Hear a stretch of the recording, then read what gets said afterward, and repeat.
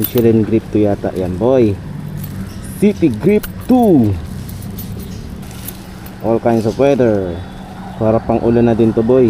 Sheesh. Let's go.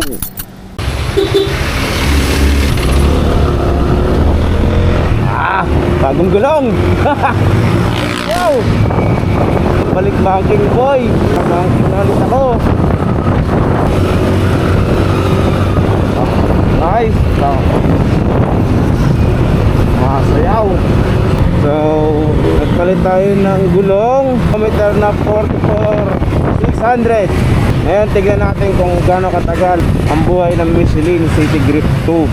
Testing ko talaga to boy, araw-araw to, daily warrior.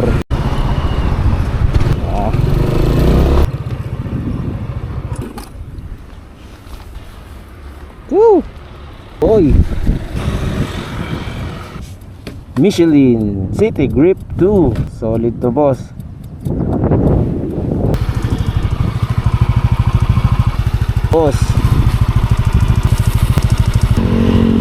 Overall maganda kabit, kahit bagong kabit hindi madulas.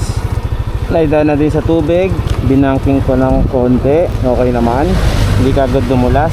Lalo kung nagamit na ng ilang kilometer, makikita talaga natin kung gaano kakapit to kahit basang basa ang kalsada. Base sa mga reviews na nabasa ko, maganda naman itong kapit nito sa ulan lalo't na rin pati sa dry weather. Sana sulit ang bili. Peace.